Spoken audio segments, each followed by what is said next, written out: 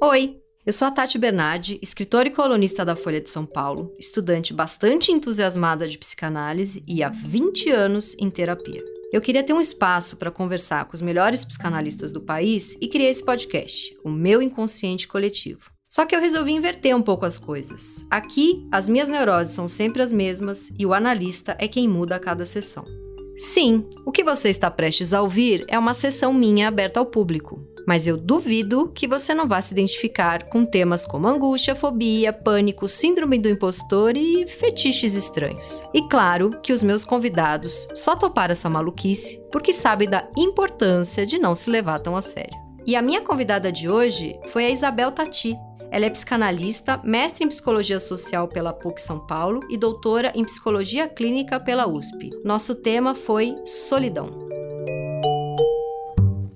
Ah, e mais um aviso. Esse episódio foi gravado antes de começar a pandemia do coronavírus. Então não estranhe se parecer que eu estou falando sobre outro mundo. Bel, queria começar falando. Sei que você tem um trabalho aí bastante intenso e pelo que a gente conversou um pouco antes, vai continuar se desdobrando sobre solidão, né? Solidão do ser humano, da mulher, da mãe, de todas as formas. E aí eu tenho pensado, desde que eu engravidei, uma sensação não sei se a palavra exata é solidão, mas talvez de uma coisa muito forte que eu senti, que para conseguir ser a mãe que eu quero para minha filha, eu precisava me separar da minha mãe. E isso foi um processo que eu senti um amadurecimento muito forte, mas também foi muito doloroso, porque desde que eu engravidei, a minha mãe fantasiou a mãe que eu seria, né? Então, eu não tive uma gravidez daquelas esfuziantes e mega, nossa, como eu tô feliz e plena e que saudade eu vou ter dessa barriga e como eu me encontrei grávida.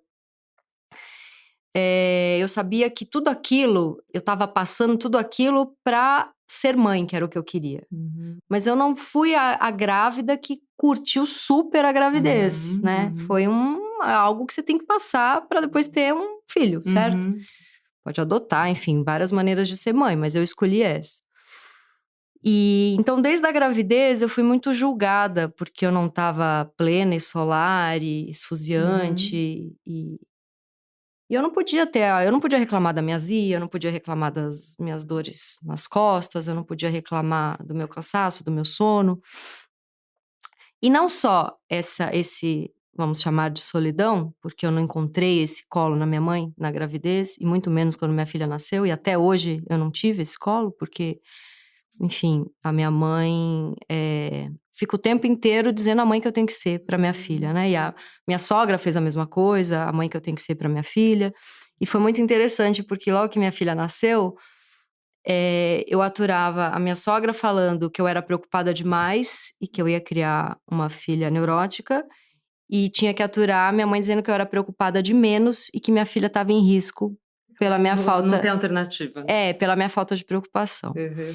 E eu queria muito ser mãe, tô muito feliz de ser mãe, mas eu também, com um mês amamentando, tava louca pra voltar a trabalhar, não aguentava mais aqueles ursos tocando Beethoven, tava numa depressão louca. Por que os ursinhos tocam tanto Beethoven?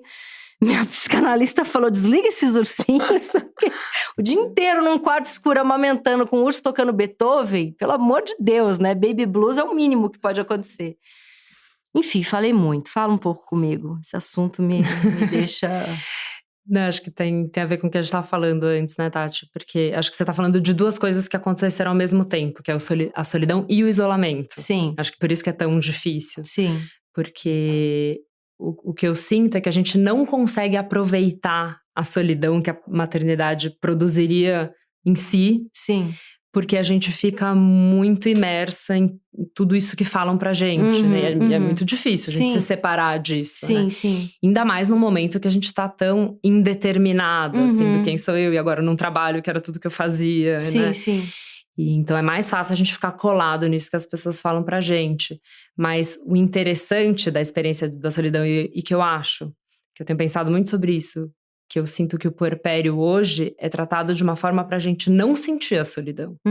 Então, até outro dia eu tava procurando no dicionário a definição de puerpério, que é um discurso bem médico. Sim. Tem a ver com retomar ao estado geral da mulher, retomar, assim, voltar ao que era antes, que é uma coisa que a gente sabe, que é mãe sabe que não vai voltar, isso não acontece, nunca né? mais. E então, em 40 dias, a gente retomaria quem a gente era antes. Então, Sim. eu acho que o puerpério, toda a ideia da sociedade é da gente não sentir a maternidade como um acontecimento, como esse buraco, e que daí a gente poderia produzir de fato alguma coisa nova na gente e nesse serzinho que a gente tá pondo no mundo. O Leandro Carnal falou um negócio interessantíssimo.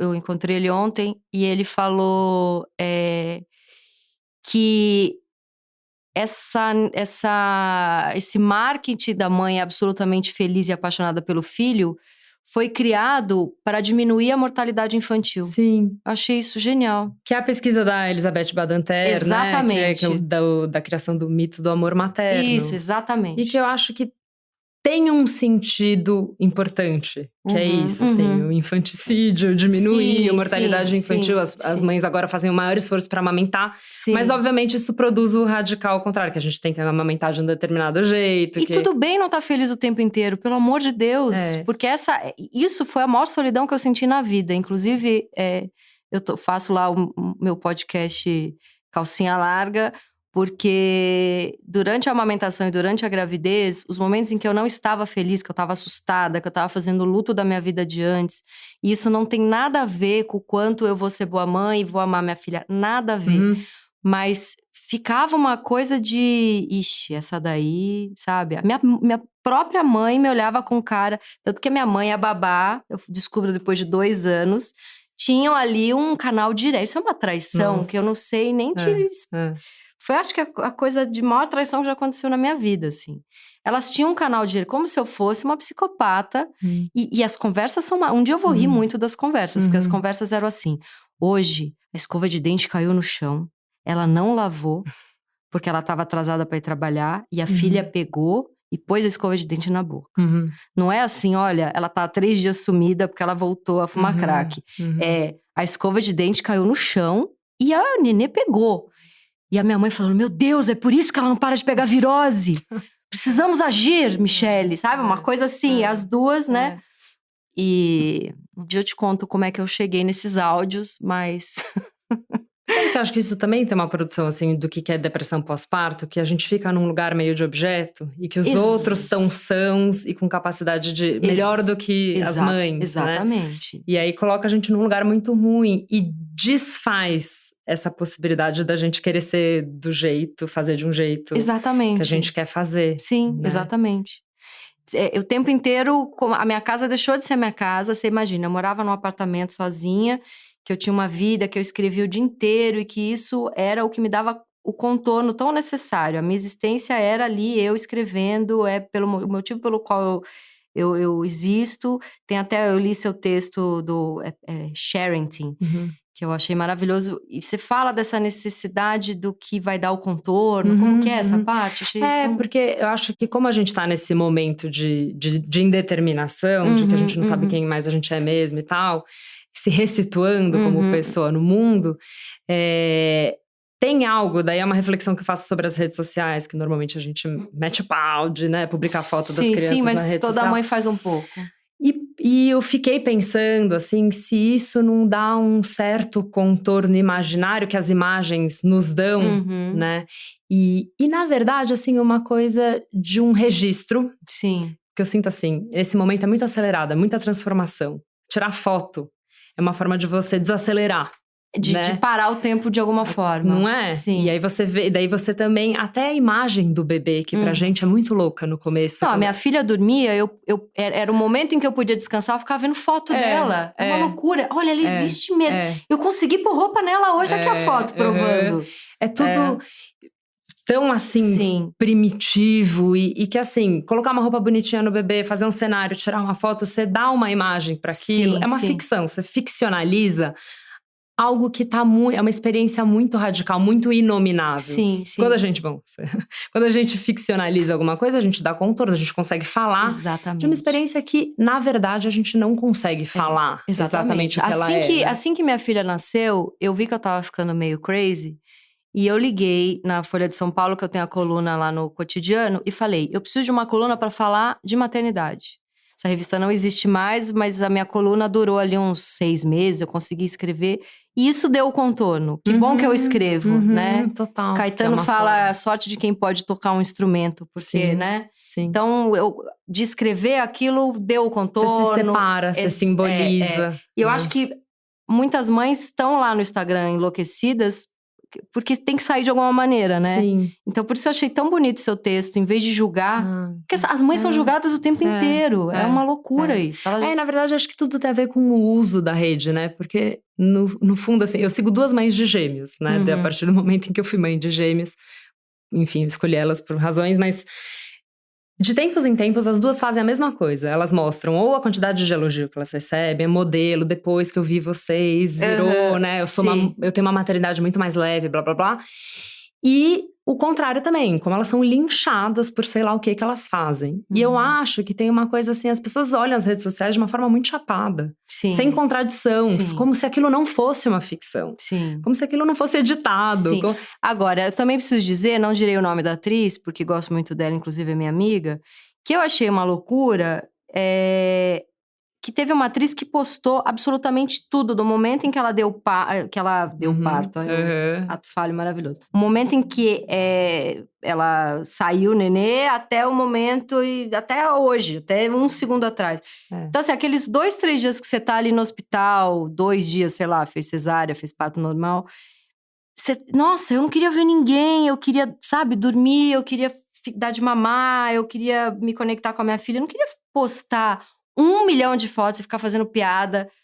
Minha filha acabou de nascer, tá inchadinha, ficar fazendo piada, sabe? Eu achei aquilo agressivo pra ela, né? Dane-se os outros, né? Mas por que tava fazendo isso? Por que não conseguiu que aquilo fosse privado? E é muito louco eu falando isso, né? Porque eu sou a pessoa que expõe marido, mãe, pai. Tô aqui falando da babá, que minha mãe tinha linha direta com ela, não sei o quê.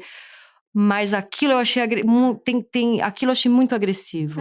Vai saber porque ela fez, né? Mas o que eu sinto, assim, é que tem pra mim é engraçado, você falou disso, eu lembrei do bordão que toda mulher que tá em puérpera escuta, que é vai passar. Eu fico pensando se não tem a mesma função, sabe, Tati? Do tipo… isso que você tá vivendo, você não entra em contato com isso, porque vai passar. Porque é muito difícil, então a gente não quer ficar entrando em contato com isso o tempo inteiro. Então vai passar uma forma de você desfazer esse acontecimento. E dar uma tamponadinha e vai pra frente, né? Sim. Só que não vai passar, né? Ainda mais se você ficar falando que vai passar. Tomara que não passe, inclusive. Sim, exatamente. Enfim. Eu lembro que a minha filha tinha uns 2 meses, eu tava passeando com ela ali no meu prédio, tem um jardim gostoso, assim. E eu tava passeando com ela no carrinho, e sem dormir, aquela cara, né? Peito vazando. Aí eu encontrei a minha vizinha, o filho dela na época tava com 2 anos e meio, minha filha com 2 meses. E aí eu falei pra ela, me fala quando é que eu vou voltar a dormir. E ela falou, nunca mais. E eu fiquei tão brava, porque tudo bem, hoje em dia eu dou risada, enfim. Mas eu fiquei muito brava dela ter feito isso comigo naquele momento. Como assim? Eu tô achando que eu vou dormir, daqui 1 semana eu vou dormir, pelo amor de Deus. Ela riu e falou, nunca mais você vai dormir, porque… Tudo bem, você pode até conseguir dormir 6, 8 horas, também não é assim. Tem noites que a Rita dorme 10 horas. Mas tem uma angústia, não é angústia, tem um alerta em você que não tinha antes. A partir do momento que você engravida, começa um alerta, né, que nunca mais vai passar esse alerta. Esse alerta nunca mais vai passar, né? Mas isso que você falou, não sei se tem a ver com a solidão pra gente voltar, porque eu acho que é importante esse tema, que eu acho que tem tudo a ver com a maternidade. E, na verdade, eu acho que dá vários insights que tem a ver com a nossa vida no geral, que acho que a maternidade ajuda. Que é esse gap que tem entre o que o outro te fala e a sua experiência. Esse gap fundamental e essa sensação de incompreensão. Pra mim foi o tempo todo, assim… Pra começar, eu troquei, já falei isso aqui 1 milhão de vezes, mas a solidão que eu sentia nos obstetras, porque pro obstetra que tava sentado na minha frente, eu era o número 112 mil. E pra mim, era a primeira gravidez. Então, eu chegava e falava, eu tô sentindo isso, isso, isso. Cara, tipo, foda-se, você é a 30ª que vem aqui hoje e fala isso. Mas eu tava super assustada, tinha um pé na minha costela, né? Tinha um ser humano dentro de mim, né? Tanto que o dia que eu fiquei mais tranquila na minha vida foi o dia que eu almocei com uma amiga e falou... O que é óbvio que é pra você estar assustada. Tem um OVNI dentro de você. Porque aquilo me relaxou. Porque o tempo todo você tem que amar. Ah, meu Deus, o ser humaninho. Ela falou, claro que é pra você estar assustada. Tem um OVNI dentro de você. Vai assistir Alien, é aquilo. Não sei o que, a gente riu. Porque não tem esse espaço. E aí, tem várias maneiras de você se sentir sozinha, né? Então, primeiro de tudo, white people's problem total. Tô eu ali, grávida... Plano médico, tem médicos, né? Tá reclamando o quê, minha filha? Então, assim, pra comer... Eu fazia isso comigo, né? Eu não posso reclamar, tá tudo bem, né? Tanta mulher querendo engravidar, fazendo 1000 tratamentos. Você engravidou ali, quis engravidar, engravidou em 1 mês, com 38 anos de idade, que já é difícil. Então, assim, o tá reclamando do quê? Isso é uma bênção. Era o que me perseguia o tempo todo. Os obstetras que cagavam pra tudo que eu falava. O meu marido que achava que tudo era frescura, tudo que eu tava sentindo era frescura, histeria, etc. A minha mãe que o tempo todo me cobrou felicidade. Eu não podia estar assustada, eu vomitei durante 3 meses, eu não podia estar triste por estar vomitando. Eu tinha que vomitar sorrindo. Aí cheguei em trabalho de parto com contração e fiquei 2 dias com contração. E a obstetriz falava pra mim, não, você não pode fazer parto normal, você não pode fazer cesárea, tem que ser parto normal, você tem que ser corajosa, você tem que aguentar, o seu corpo tá te convidando para uma experiência de dor, e isso é ser mãe. E eu 2 dias com contração e sem dilatação.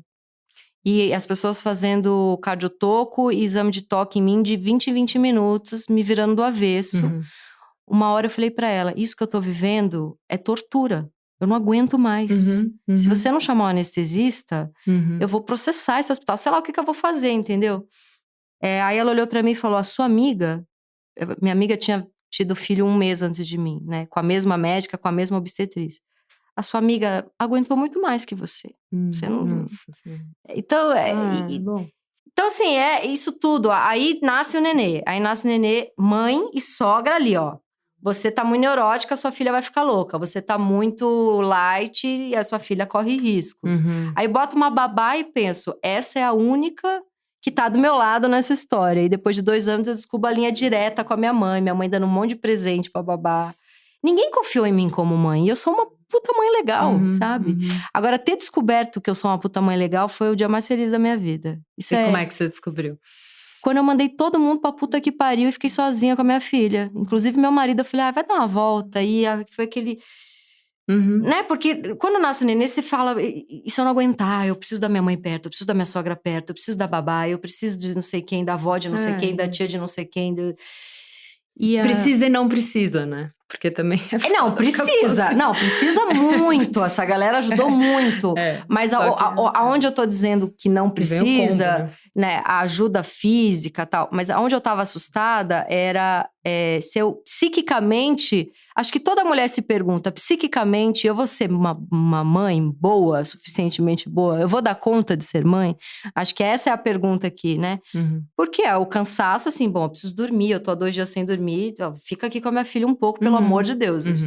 Né? Mas esse lugar psíquico da mãe é uma conquista, eu acho, né? E muita gente não... Em vez de te dar o colo, que eu acho que isso é importante falar também. Quando nasce o bebê, a mãe também precisa do colo.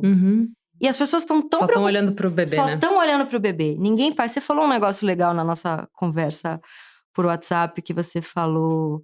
Que é muito estudado na psicanálise os efeitos da mãe no bebê, mas muito pouco do bebê na mãe. Porque tem toda a teoria sobre função materna, como é que a gente constitui a subjetividade do bebê. Enfim, o Lacan vai falar do tesouro de significantes, que são as palavras que a mãe banha o bebê, enfim. Uhum. E muito pouco do que é o bebê para uma mãe, né? Uhum. Qual que é o efeito que faz na gente. Uhum. Né? Tem reflexões, bom, é que daí é a história da psicanálise marcada pelo seu tempo, né? Porque o Freud, ele aproxima muito o feminino do ser mãe. Uhum. É uma questão que tem tudo a ver com o começo do século XX. Com o tempo dele, Mas, por outro lado, tem coisas assim que eu tenho feito essa reflexão, que a psicanálise pensou muito sobre o trabalho psíquico que a gente precisa ter com as nossas perdas, que acho que também tem a ver com maternidade, mas pouco sobre o trabalho psíquico com o que é quando a gente ganha alguma coisa, com esse novo, com o que a gente faz. E se tem algo na teoria do luto do Freud que é super importante, é que a gente precisa assumir o ódio pelo que a gente tá perdendo. Senão a gente não consegue se separar. Sim. E isso é muito ambivalência, que é tão importante. Afetiva, isso é muito difícil fazer na maternidade pelos ideais e romantização. Que a gente tem que amar esse bebê, que a gente tem que fazer daquele jeito, né? Eu lembro que na época que a Rita nasceu, os momentos que eu ficava de saco cheio, eu ficava muito mal de estar de saco cheio. E eu achava que eu tava psicótica. Eu tava, né? Eu lembro que eu fui almoçar com a Vera e a Cornélia, eu falei, às vezes eu fico de saco cheio. Ela falou, que bom, isso é normal.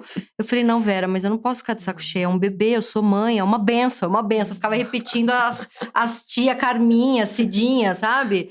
E ela riu, ela falou assim, o Winnicott fala que você odiar às vezes o seu filho é importante até pro seu filho entender que ele também vai te odiar. E aí eu entendi que, pela minha mãe nunca ter demonstrado muito e não ter entendido muito, eu como mãe, os momentos de saco cheio, ela nunca, né, assim, eu vi durante toda a minha infância minha mãe claramente saco cheio de mim, mas não era uma coisa verbalizada, ela se fazia da mãe perfeita. E eu cresci com uma necessidade de amar minha mãe o tempo inteiro, porque ela não me mostrou ambivalência, né?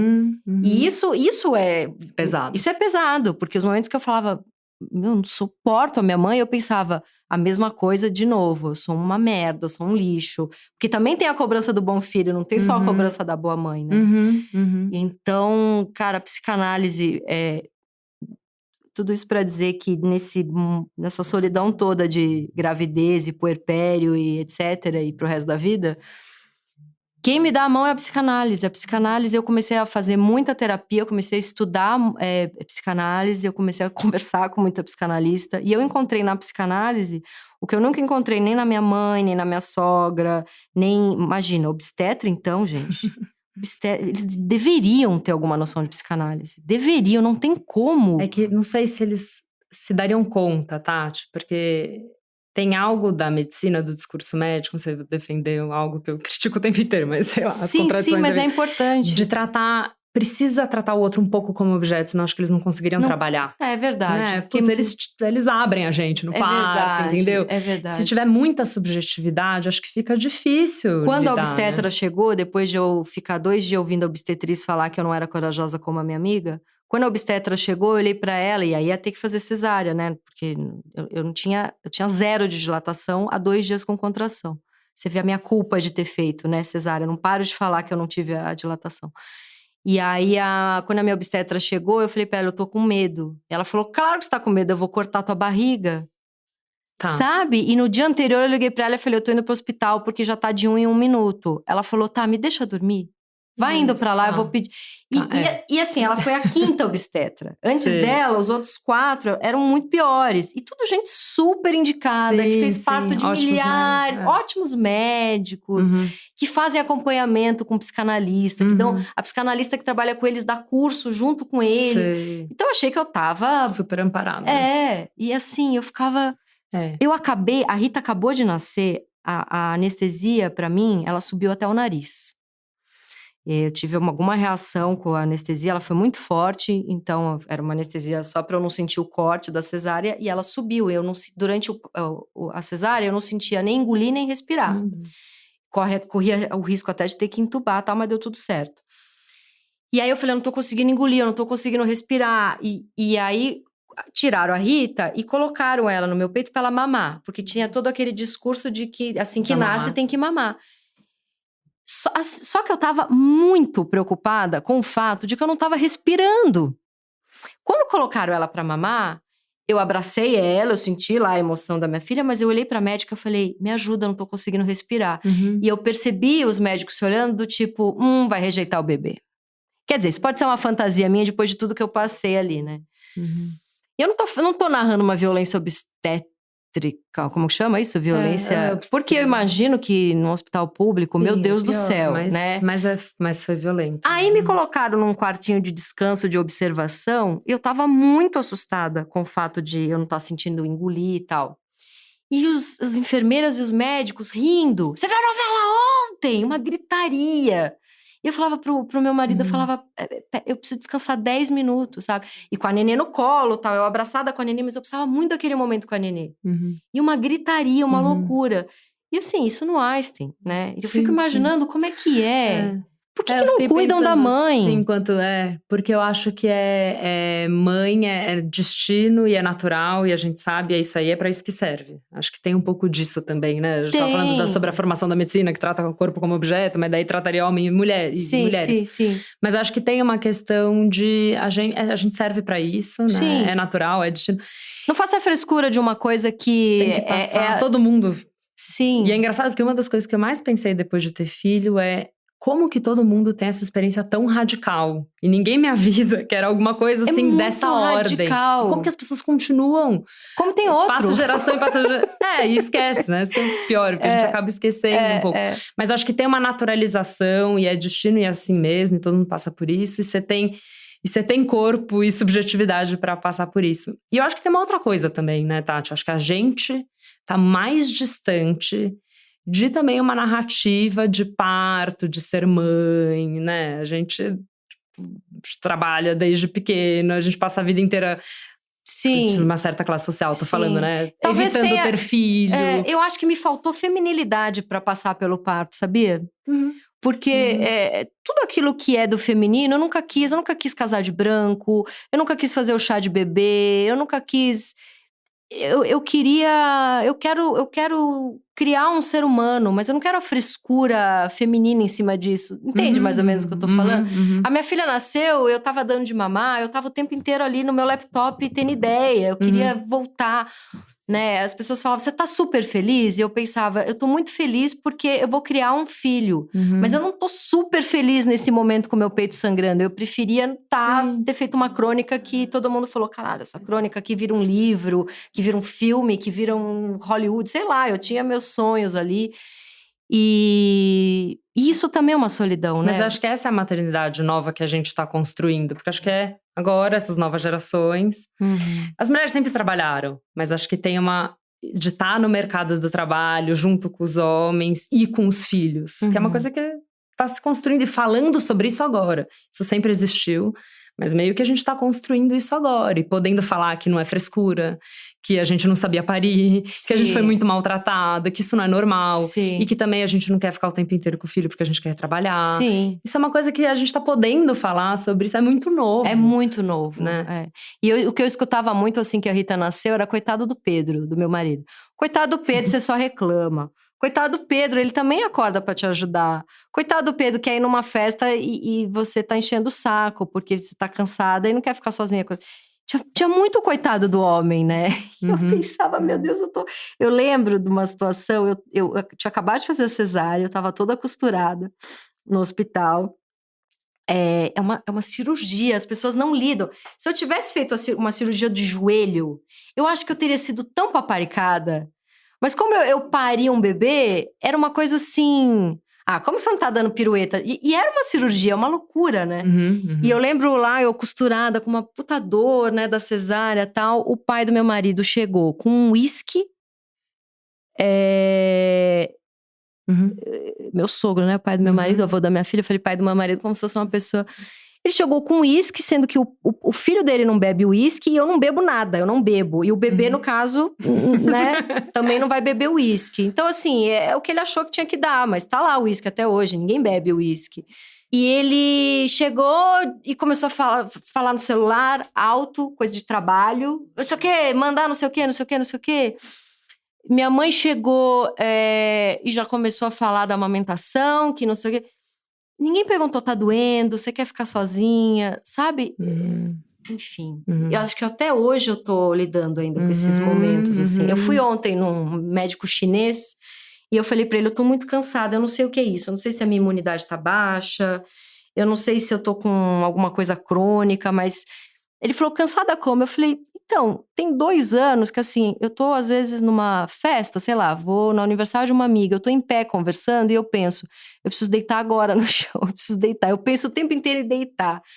E esse médico chinês falou pra mim, sua filha tem quanto tempo? Eu falei, 2 anos. Ele falou, você não sabe a quantidade de mães que vêm aqui e que falam exatamente o que você tá falando, que tem vontade de deitar o tempo inteiro, que estão muito cansadas, e o filho já tem 5 anos, 6 anos. Elas ainda estão cansadas por causa da gravidez, por causa da amamentação e pelos 2 primeiros anos do bebê, que primeiro 1 ano você amamenta, depois o bebê ainda não dorme, precisa de você o tempo inteiro. Ele falou, é o que mais vem aqui. Mas se eu falo pra alguém que eu tô cansada, eles falam, cansada com o quê? Por que cansada? Todo mundo tem filho. Você tem ajuda, você tem marido. E mulher que não tem marido? E mulher que não tem não sei o quê, né? Por isso que a gente precisa pensar em mudar de nome, né? Que eu fiquei com essa ideia fui pesquisar a história de puerpério, 40 dias, sei lá o que significa isso. E fiquei pensando na ideia da licença, que eu até queria discutir, porque você trabalha com um texto, né? Porque se não tem mais a ver com a nossa experiência, essa história fazendo uma analogia com a licença poética, que você precisa... É uma forma de se separar um pouco das regras, do né? que tá dado, das regras, dos ideais, do que se espera. Nossa, isso é maravilhoso, pensar na licença maternidade como uma licença poética. Porque é um tempo, porque é uma separação. Inclusive, pra você falar coisa que não faz sentido, sem ser julgada como uma péssima mãe ou louca. Inclusive, pra você criar uma narrativa diferente de todas as que já te falaram, sem você ser julgada como, essa daí… Né? Porque você possa criar uma coisa singular. Exatamente. Né? Nesse momento, que eu acho que é o que… afinal de contas, é um ser novo, né? Que tá aí, Sim. Porque não é só o filho que nasceu, essa mãe nasceu junto, né? Nossa, isso é muito legal de pensar na licença maternidade como uma licença poética. Até porque isso, assim, a licença maternidade tem um lugar no público também, né? De política pública. Sim. E aí, talvez nem só a licença maternidade, mas uma licença parental. Eu acho que é um termo que poderia circular em vários níveis, tanto da subjetividade quanto no social, assim. Sabe uma outra coisa também que é muito cansativa e volta nessa coisa da solidão da mãe? Que o seu filho tem que estar entretido o tempo inteiro. Como que era antigamente? As crianças tinham tédio antigamente, né? E eu vou te dizer, eu tive muito tédio na minha infância, porque eu sou filha única. A minha família não é… A minha mãe, assim… O meu pai brincava bastante comigo, mas a minha família não era muito de brincar. Não deixava eu brincar com as crianças da vizinhança, porque outras crianças trazem vírus e piolho e etc, e doenças. Então, eu era criada numa redoma. E o meu tédio me fez tornar uma escritora. Porque eu ficava buscando coisa. E a brincadeira, né? Eu ficava inventando coisas, né? E agora tem uma coisa assim, a minha filha não pode ficar 5 minutos sem eu comprar uma tinta incrível e um giz maravilhoso e uma coisa super educativa do negócio que vai pra cá e vai pra lá e os 1000 passeios que a gente faz com ela. E ela própria já nasceu com o drive de… Peraí, eu tô entediada, essa mãe é uma merda. Porque se ela fica entediada, ela se joga no chão, ela soca a minha cara. Mas eu acho que isso é nossa função, assim, Tati, dar esse espaço pro tédio, daí eles vão fazer alguma coisa… Porque tédio é um pouco isso, né? Sim. O outro precisa me oferecer coisas, né? E então, eu acho que a criança, enfim, ela… Teve um dia que eu gritei pra minha filha, eu não sou sua escrava. Que é o tempo inteiro tendo que inventar o que ela vai fazer e fazer algo por ela. E acho que daí a gente que tem que bancar esse espaço, né? Porque a criança vai demandar o tempo inteiro. Mas de novo é a solidão, a gente não quer que o nosso filho se sinta sozinho. A gente não pode, né? Tem uma coisa da solidão proibida. A mãe não pode sentir a solidão, o filho não pode sentir a solidão. E daí a psicanálise entra com toda a força nessa história da mãe poder faltar. Não só o Winnicott, mas o Lacan também fala isso, que a função materna é nas falhas e nas faltas e nos excessos. Sim. Né? Não é só… Tem essa transmissão particular, de um desejo particular que é importante, mas tem algo também de poder se separar e faltar. E pro bebê, na verdade, você produz alguma coisa que não é sua, né? Você produz algo que é… E você estava falando uma coisa bem legal do filme Tully, que é… Que você… Aquilo ali foi… Ela fez uma… Como é que é o nome que você usou? Ela surtou, né? Teve um surto, mas dentro da neurose. Você não acha que foi um surto psicótico grave, assim? Não. Na verdade, acho que ali tinha muito a ver com a privação de sono, né? Que a privação de sono produz isso, inclusive, né? ela tá na lista das torturas, da ditadura e etc. Tal. Total. E isso, acho que é essa radicalidade também desses primeiros meses que a gente não dorme, que a gente acha que é normal, porque vai passar. Vai passar, Então é assim mesmo. A quantidade de mãe que, bom, começa enxaqueca, labirintite, crise psicótica, porque não dá conta, né? E o limite do corpo. O que seria uma crise psicótica dentro da neurose e não de uma questão de psiquiatria? Seria... Porque a Tully lá, ela joga o carro lá, né? Ela tenta se matar de alguma maneira, né? É que, na verdade, acho que algo se desestruturou ali. É que a estrutura psíquica clínica dela não necessariamente é de uma estrutura psicótica. Entendi. Né? Até porque ela teria que ter nascido já para ser um caso psiquiátrico. Exatamente. Num surto. O surto nunca vai ser... É que existem surtos na neurose e na psicose. Acho que a radicalidade da experiência da Tully foi, eu nem sei, né? A gente precisaria escutar, ela precisaria ser minha paciente e saber se ela é psicótica ou neurótica. Mas assim, tipo, pelo grosso seu modo, chute, diagnosticando uma personagem de um filme. Sim. Eu acho que tem muito, o que tá em foco ali, eu acho que é muito mais um surto pela condição, pelo extrema estado que ela tava vivendo. Mas é tão lindo, né? Esse filme, né? Putz, que o surto, ela traz vou dar um spoiler aqui. A gente tá dando spoiler total, mas né? É maravilhoso, porque o surto, ela traz ela jovem ajudando ela. Porque a gente tem muita saudade da gente jovem depois que vira mãe, não tem? É normal então, mas isso é muito legal, porque acho que tem a ver com esse momento de você buscar em si, se ressituar, buscando na sua história o que você vai ser. Filme. E não colar na dos outros, né? E é muito legal, porque o marido não é um filho da puta, ele só é um homem. Né? Porque podia fazer um filme maniqueísta, né? Desse marido ser um escroto e no final ela larga o marido, não sei o quê. Não, ele é um marido amoroso mas ele tá ali jogando videogame e ela tá ferrada, entendeu? Isso acontece. Sim, né? sim. É maternidade real total. Maternidade real total. E transmite muito mais do que... E é lindo, e aquele monte de filho. Agora, não precisava aquele monte de filho, né? Bastava o bebê. Eu me irritei que precisou 3 filhos pra ela ter o surto. Bastava o bebê pro surto, gente. Não precisa ir total, longe. Não precisa ter tanto. Não, podemos ficar por aqui. Esse foi o Meu Inconsciente Coletivo, o podcast para onde as suas neuroses sempre voltam. Eu sou a Tati Bernardi e a edição de som é da Natália Silva. Os episódios do Meu Inconsciente Coletivo são publicados toda sexta-feira de manhã nos principais agregadores de podcast. Escute o seu inconsciente e não perca nenhum programa. Até a próxima sexta.